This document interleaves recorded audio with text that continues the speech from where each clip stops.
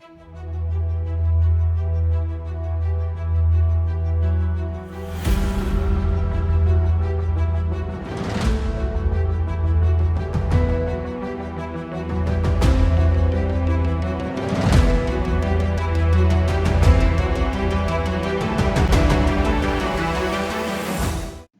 cuarto de guerra es un tiempo para meditar en la palabra de Dios y orar con la guía del Espíritu Santo, con la finalidad de conocer los propósitos y las estrategias de Dios y de desentrañar los propósitos y estrategias del enemigo. De esta manera, identificamos las decisiones y acciones que debemos realizar para obtener la victoria. En el plan de Dios, el crecimiento del cristiano juega un rol muy importante. Por lo tanto, Dios tiene objetivos, tiene estrategias y tiene recursos para que el cristiano crezca. Por el contrario, el enemigo estará muy interesado en que el cristiano se confunda, abandone ese camino y para eso también maneja sus propias estrategias, sus propias mentiras. Para empezar esta quinta meditación de la serie El Crecimiento, recordemos que es importante que de parte nuestra podamos tener o desarrollar esa lealtad a Dios. Es decir, que el único en el cual confiamos sea Dios. Recordemos que la sabiduría que nos da Dios para entender y lograr el crecimiento va a ser efectiva si es que hay esa lealtad que estamos diciendo. Lo contrario de ello es esa oscilación que tiene el ser humano, que se describe a través de estas dos figuras, de la pobreza y de la riqueza. Es necesario entonces comprender que parte o una forma de ver el proceso de trato de Dios en nuestras vidas consiste en que Él va a tratar de exaltar o levantar al pobre y de humillar al rico. Y en ese proceso vamos a ver que las oscilaciones que hay en nuestras vidas, esas sub y bajas debido a cambios del estado emocional, van a ir amenguándose para que logremos la estabilidad que necesitamos para que se desarrolle la constancia y así podamos ser perfectos y cabales. Luego, en la siguiente meditación, hemos visto que un par de elementos que alimentan esa oscilación es la envidia y el egoísmo. La envidia podríamos asociarlo con la persona que se siente pobre y que anhela y desea lo que otros que según él son más ricos tienen, añadiéndose una sensación de injusticia o de desigualdad o de abuso. Mientras que el egoísmo se le asocia más con la persona rica, ¿no? Que pensando en sí misma, gracias a ese amor por sí mismo, logra acumular fortunas. Entonces, hemos quedado en que esa envidia y ese egoísmo son dos factores que van a incrementar nuestra inestabilidad.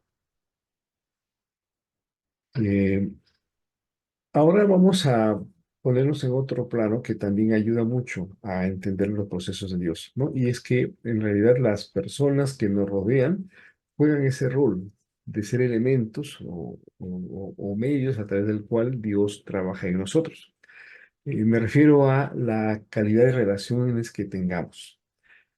La persona que es constante, que es estable, que es leal, genera confianza y sus relaciones son también así sólidas, estables, beneficiosas, ¿no? Pero la persona que se deja guiar por la inestabilidad, por la envidia, por el egoísmo, tiende a tener conflictos interpersonales.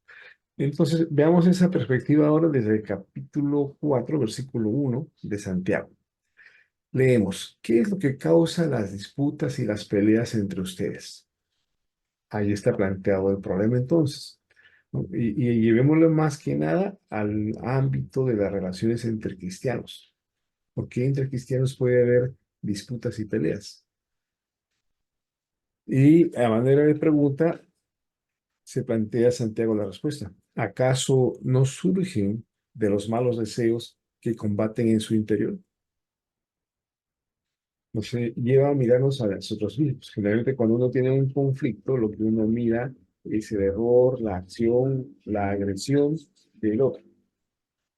Pero en realidad tenemos que darnos cuenta que si se sostiene una disputa, es que también en nosotros hay un deseo malo y está combatiendo dentro de nosotros. Estamos tratando de controlarlo, pero de vez en cuando aflora e influye en nuestra relación con los demás. Dice luego, desean lo que no tienen, entonces traman y hasta matan para conseguirlo. Y quizás la palabra matan nos pueda sonar exagerado, ¿no? Quizás la palabra tramar sea algo un poco más cercano, más común, pero la idea de fondo es esa, ¿no? De que estamos tratando de hacer algo para conseguir aquello que no tenemos. Envidian lo que otros tienen, aparece nuevamente la palabra envidian, pero no pueden obtenerlo. Por eso luchan y les hacen la guerra para quitárselo. O sea, si no puedo desarrollarlo yo, no puedo tenerlo yo, voy a tratar de quitárselo a alguien. Sin embargo, no tienen lo que desean porque no se lo piden a Dios. Entonces, acá se está añadiendo otro elemento, ¿no? Es decir, cuando uno entra en esa lucha por conseguir algo, cuando en nosotros tenemos una suerte de obsesión o anhelo o fijación por conseguir algo, es ese deseo que combate en el interior, ¿no? Y que de alguna manera o en ciertas circunstancias se hacen evidentes, afectando la relación con los demás, ¿no? Como por ejemplo, uno ve que alguien ha alcanzado el éxito o ha hecho una prédica extraordinaria y escucha a los demás comentarlo y nos sale, pero sí, ¿no? Pero acuérdense que de los pecaditos que tenía en el pasado, ¿no? Entonces inmediatamente uno saca algo para tratar de bajar ese tono de reconocimiento a los demás, porque nuestra envidia no la podemos frenar, ¿no? No queremos que alguien brille más que nosotros.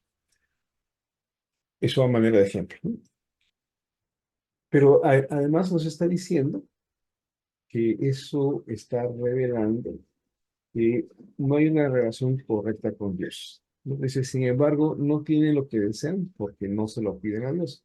No pedírselo a Dios implica que hay una ausencia de relación con Dios. Todo eso se va concatenando. Es Dios el que nos da la sabiduría, es Dios el que nos pone la prueba y nos da la enseñanza para crecer. Pero si no tengo una relación con Él, Él no va a poder hacer eso. ¿Y por qué no tengo esa relación con él? Porque ese deseo egoísta o interno que me busca o me impulsa a conseguir las cosas de otra manera, me aleja de Dios. Finalmente, en el versículo 3 dice, aun cuando se lo piden, tampoco lo reciben, porque lo piden con malas intenciones. Desean solamente lo que les dará placer. Aun cuando se lo piden, tampoco lo reciben, porque lo piden con malas intenciones.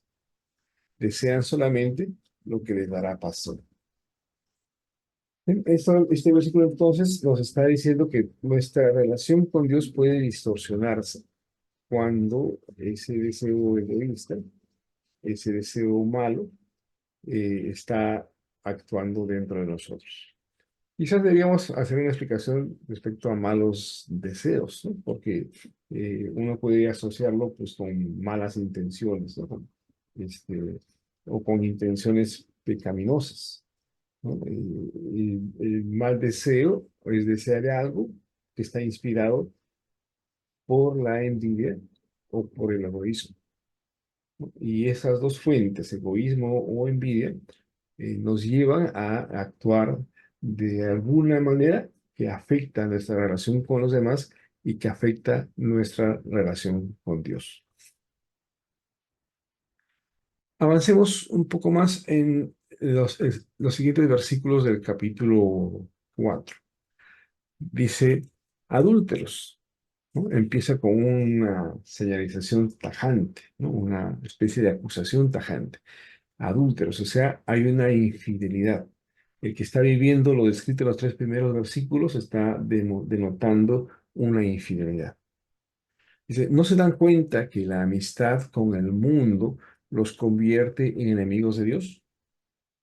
Lo repito, si alguien quiere ser amigo del mundo, se hace enemigo de Dios.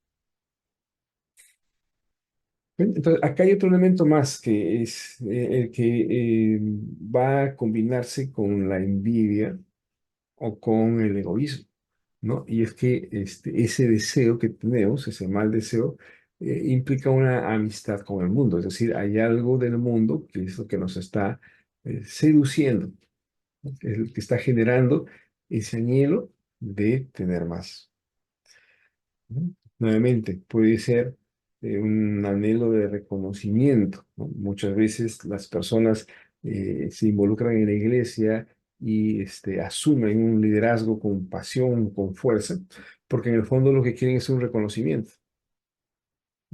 Eh, no podemos ignorar también los intereses económicos que pueden estar detrás de algunos líderes. Entonces, ese tipo de deseos están significando, evidenciando que hay una amistad con el mundo. Dice luego, ¿acaso piensan que las escrituras no significan nada? Ellas dicen que Dios desea fervientemente que el Espíritu que puso dentro de nosotros le sea fiel. Es importante en este pasaje hacer una pequeña reflexión y marcar distancia respecto a un enfoque moralista, ¿no? Eh, Acá el enfoque es mucho más claro, mucho más práctico.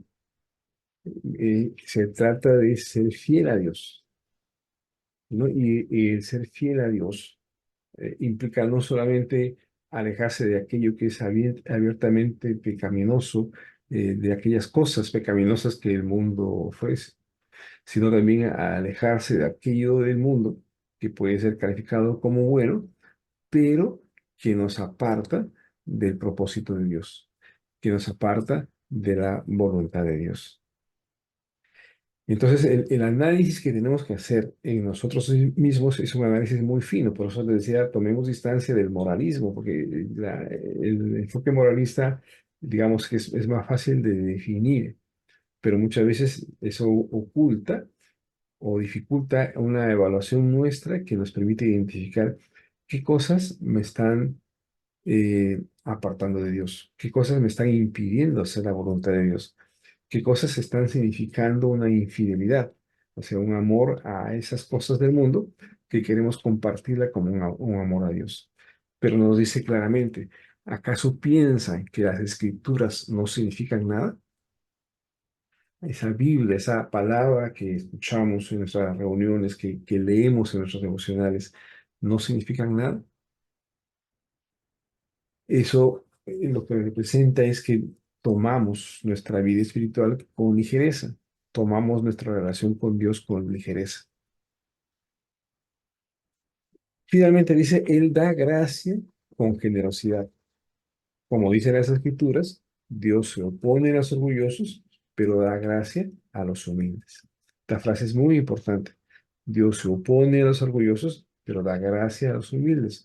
Dios muestra su favor, su generosidad con aquel que es humilde, con aquel que se despoja de aquellas cosas que vienen de su egoísmo o de su envidia o de su amor por las cosas del mundo para aceptar la presencia de Dios. Así que dice, humíllense delante de Dios, resistan al diablo y él huirá de ustedes. También un versículo muy conocido al cual recurrimos para la lucha espiritual. Humíllense delante de Dios, resistan al diablo y él huirá de ustedes, ¿no? ¿Qué otra cosa podemos anhelar en la lucha espiritual? Que el enemigo salga huyendo. Pero para que se logre eso, hay primero el humillarse delante de Dios y segundo, resistir al diablo. Es decir, todas aquellas cosas que el mundo me ofrece para provocar esa infidelidad respecto a Dios, esas cosas hay que resistirlas. Hay que marcar una posición definitiva. A veces yo me pongo a pensar si el ver que no asisten toda la gente que cree que uno debería asistir a las reuniones de Navidad en familia o viviendo en familia, es un anhelo numérico, ¿no? Es poner énfasis en el número. Y por eso uno no dice mucho al respecto. Pero lo que está por definirse o por precisarse, y eso lo tiene que hacer cada uno en su corazón, si esa falta de consistencia o de perseverancia en participar en las cosas de Dios es porque tenemos esa fidelidad dividida, como dice Santiago. Amamos las cosas de Dios, pero también amamos las cosas del mundo. Y es bastante fuerte en